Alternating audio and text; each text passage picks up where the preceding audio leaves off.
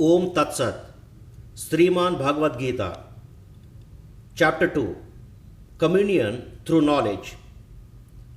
Sanjaya said, seeing Arjuna full of compassion and very sorrowful, his eyes brimming with tears, Madhusudana, that is Krishna, spoke the following words. The Supreme Person, that is Bhagavan, said, My dear Arjuna, how have these impurities come upon you? They are not at all befitting a man who knows the progressive values of life. They do not lead to higher planets, but to infamy. O son of Partha, do not yield to this degrading importance. It does not become you. Give up such petty weakness of heart and arise, O chastiser of the enemies. Arjuna said, O killer of Madhu, Sri Krishna, how can I counteract with arrows in battlemen like Bhishma and Drona, who are worthy of my worship? It is better to live in this world by begging than to live at the cost of the lives of great souls who are my teachers. Even though they are avaricious, they are nathless superiors. If they are killed, our spoils will be tainted with blood. Nor do we know which is better, conquering them or being conquered by them. The sons of Dhritarashtra, whom if we kill, we should not care to live, are now standing before us on this battlefield. Now I am confused about my duty and have lost all composure because of weaknesses. In this condition, I am asking you to tell me clearly what is best for me. Now I am your disciple and a soul surrendered unto you. Please instruct me. I can find no means to drive away this grief, which is drying up my senses. I will not be able to destroy it even if I win an unrivaled kingdom on earth with sovereignty like demigods in heaven. Sanjaya said, having spoken thus, Arjuna, chastiser of enemies, told Krishna, Govinda, I shall not fight, and fell silent. O descendant of Bharata! At that time, Krishna, smiling in the midst of both the armies, spoke the following words to the grief-stricken Arjuna. The blessed Lord said, while speaking learnt words, you are mourning for what is not worthy of grief. Those who are wise lament neither for the living nor the dead. Never was there a time when I did not exist. Nor you, nor all these kings, nor in the future shall any of us cease to be. As the embodied soul continuously passes in this body from boyhood to youth to old age, the soul similarly passes into another body at death. A self-realized soul is not bewildered by such a change. O son of Kunti, the non-permanent appearance of happiness and distress and their disappearance in due course are all like appearance and disappearance of winter and summer seasons. They arise from sense perception, O scion of Bharata, and one must learn to tolerate them without being disturbed.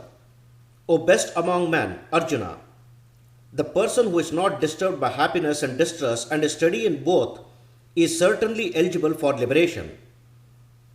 Those who are shears of the truth have concluded that of the non-existence there is no endurance, and of the existent there is no cessation.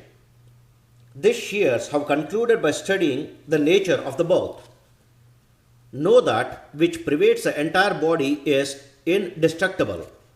No one is able to destroy the imperishable soul. Only the material body of the indestructible, immeasurable, and eternal living entity is subjected to destruction. Therefore fight, O descendant of Bharata. He who thinks that the living entity is the slayer or that he is slain does not understand. One who is in knowledge knows that the self slays nor is slain. For the soul there is never birth nor death, nor having once been does he ever cease to be.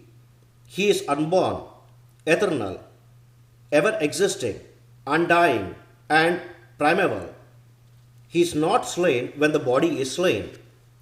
O Partha, how can a person who knows that the soul is indestructible unborn, eternal, and immutable, kill anyone and cause anyone to kill. As a person puts on new garments, giving up old ones, similarly the soul accepts new material bodies, giving up the old and useless ones. The soul can never be cut into pieces by any weapon, nor can be burnt by fire, nor moistened by water, nor withered by the wind. This individual soul is unbreakable and insoluble, and can be neither burnt nor dried. He is everlasting, all pervading, unchangeable, immovable, and eternally the same. It is said that the soul is invincible, inconceivable, immutable, and unchangeable. Knowing this, you should not grieve for the body. If, however, you think that the soul is perpetually born and always dies, you still have no reason to lament, O mighty armed. For one who has taken his birth, death is certain, and for one who is dead, birth is certain. Therefore, in the unavoidable discharge of your duty, you should not lament. All created beings are unmanifest in their beginning, manifest in their interim state, and unmanifest again when they are annihilated. So, what need is there for lamentation? Some look at the soul as amazing, some describe him as amazing, and some hear of him as amazing, while others, even after hearing about him, cannot understand him at all. O descendant of Bharata, he who dwells in the body is eternal and can never be slain. Therefore, you need not grieve for any creature. Considering your specific duty as a Kshatriya, you should know that there is no better engagement for you than fighting on religious principles. And so, there is no need for hesitation. O Partha, happy are the Kshatriyas to whom such fighting opportunity come unsought, opening for them the doors of the heavenly planets. If, however, you do not fight this religious war, then you will certainly incur sins for neglecting your duties, and thus lose your reputation as a fighter. People will always speak of your infamy, and for one who has been honored, dishonor is worse than death.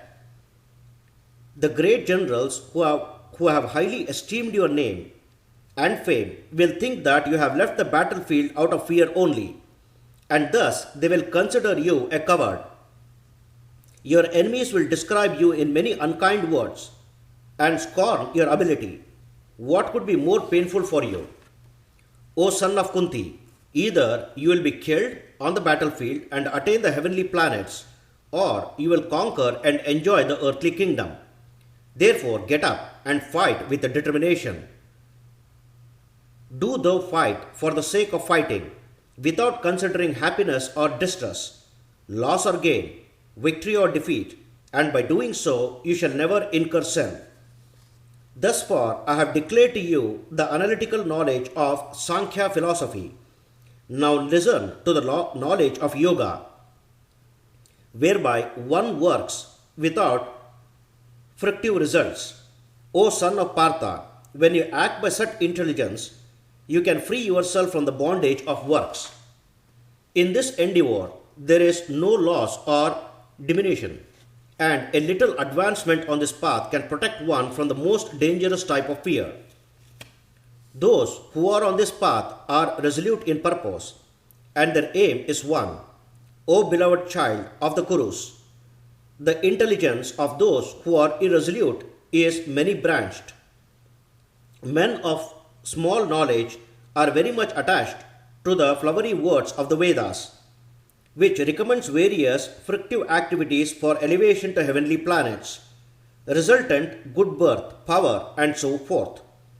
Being desirous of sense gratification and opulent life, they say that there is nothing more than this.